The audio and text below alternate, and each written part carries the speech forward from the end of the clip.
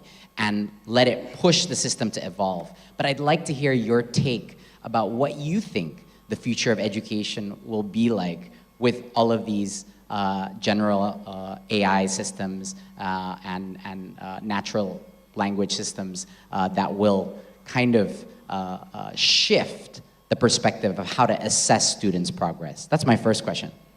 My second question is, I would like to know your consideration for taking OpenAI from a nonprofit to a for-profit.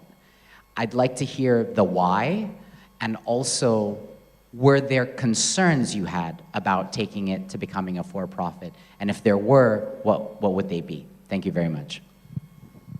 So,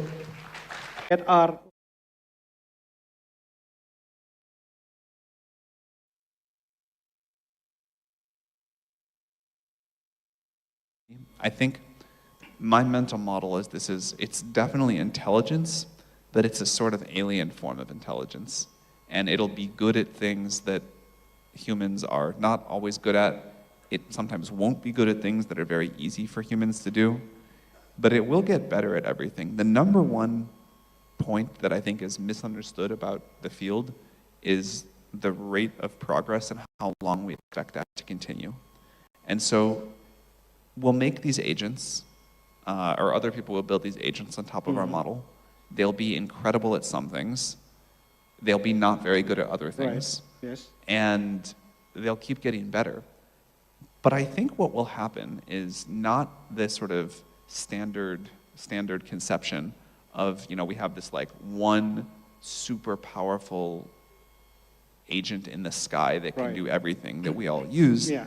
But we'll have like many AI systems that are all, being directed by different people, doing things for us and contributing to this sort of like society in the same way that all of us do. Like the collective ability of this room and intelligence to do a lot of things together is superhuman. Like that is a super intelligence in some sense. Right. And I think we'll see the same thing as we have lots of agents that can do these tasks that we want, even if they're weaker than humans individually. Right. Enough that I think we ask the question of what is the thing that is most valuable for the world that these large language models cannot do? And there's different opinions to that, but the one that I believe is contribute new scientific knowledge to human society. I think the way that things get better is the discovery of new science and new technology. Like that is the sustainable improvement in human quality of life. If we can imagine a model that we can say, please cure all disease, please discover the optimal method to teach every student anything they'd want to learn. Please help us figure out better cooperation between nations. Please discover physics that let us solve climate change or travel between countries very fast.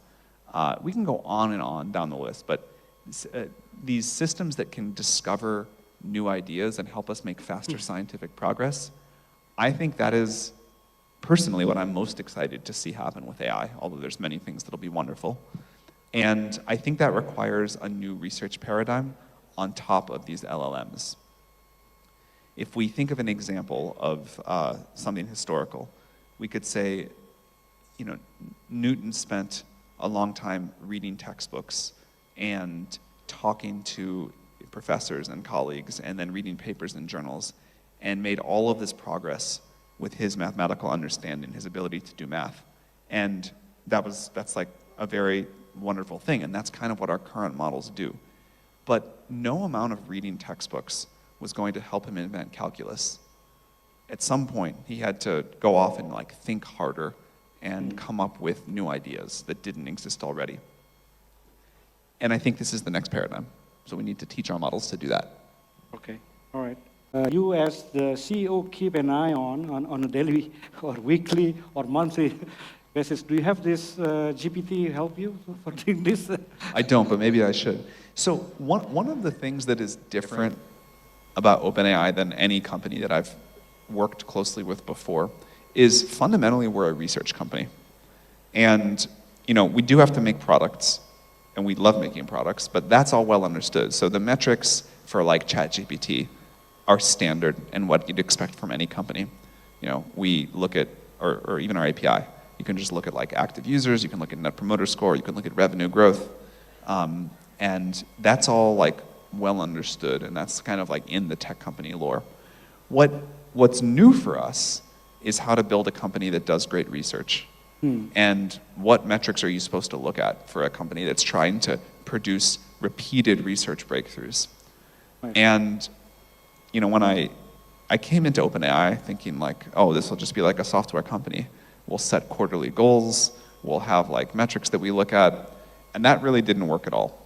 There are some times, like when we're training a model and we have an evaluation with a metric, we get to watch it go up, and that's very satisfying. Everyone loves that, it's really fun.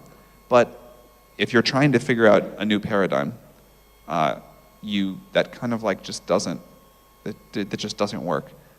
There was a moment kind of like somewhat early in the history of OpenAI where I watched this talk by a researcher that used to work with us named Ken Stanley called Greatness Cannot Be Planned. And it really changed like all of my thinking about how we manage research. And now it's like much more about people that are working on things that they think might get us to the right direction and being willing to be patient over many months or years if sort of it fundamentally fits the parameters of our research taste. Most of the time it doesn't work out. When it does work, it works breathtakingly well. And then the art is trying to notice early when something is showing these early signs and you want to put a lot of resources behind it. All right. Okay, thank you. So do we have the next question here? All right. As Sam Altman, recently there's been discourse around existential risks posed by AGI. How much should AI companies prioritize these threats over more immediate threats presented by existing AI capability? I think you like this question. So one of the reasons we're doing this trip around the world is to get out of the Silicon Valley echo chamber and try to understand more how people are thinking, what they want, and just get additional input. So I'm curious, just by a show of hands, how many people in the room are pretty worried about AGI risk? Many, right? Not that many. Not many. So, this is different and great. I think both short-term risks and long-term risks are very important to think about. Our mission as a company is very AGI focused. And so we spend most of our time thinking about these longer-term AGI risks. There's many other companies thinking about the shorter-term risks. However, we believe in iterative deployment, and we think we have to address the risk at each step. So even though our mission is about these longer-term risks, we spend a great deal of time trying to mitigate the shorter-term risks, and that helps us learn along the way. I think that GPT-4 is the most aligned model ever put out, and there's no existential risk from GPT-4. All of the risks there are short-term, clear and present, and it took us about 8 months after we finished training it until we released it to address those short-term risks. So we think there's a balance, but we differentially, because of our mission, focus our attention on the AGI risk. All right. So can we turn to the next questions right here? Okay. In the event of large-scale deployment of large language models, how do you assess the risk of the self-cannibalizations of data? Yes. The answer is that the future models have to decide what good data is and what isn't, what they want to train. Like the model should choose what data it wants to train on. And if the data is high quality and interesting and increases the model's capability and understanding, whether it's human generated or generated by a previous LLM, that's okay. The model will have to decide, is this accurate? Is this helpful? Do I want to believe this and add to my training set? It's the exact same thing we do. When we're presented new information, we use our existing model of the world to decide if we want to incorporate it or not. And whether a person tells us that or technology tells us that, we still just evaluate the quality and the utility of the information. Okay. So I have actually hand you this AI Indonesia national strategy, right? So Indonesia has set ambitious goals in this AI national strategy. try to aim and harness the potentials of AI for the economic growth and societal development. And I think OpenAI has been at the forefront of AI research and development, driving innovation with all the products and pushing the boundaries of what AI can achieve.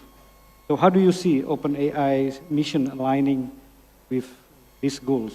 Especially for our national strategy, we put down 4 focus areas: is ethics, regulation and policy, data and infrastructures, talent development, as well as research and education. And on top of that, as the baseline, we have these 5 priority areas written in that national strategy. One is healthcare, the other one is food security, research and innovations, bureaucracy reform, as well as smart cities and smart mobility. And as you know, we are also are planning to have our new capital city, Nusantara, now in the making.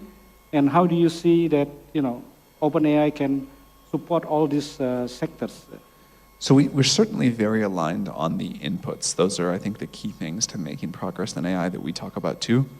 And in terms of those priorities, like healthcare is also one of the things I'm personally most excited about making, but all the different ways that we can drive improvements in quality of life, those are all important to us. Mm-hmm. I think the best way we can support you in that is to make the model as good as possible, certainly support local languages, right. And anything else you'd like that we don't support, we'd love the feedback so we can have future models address it well.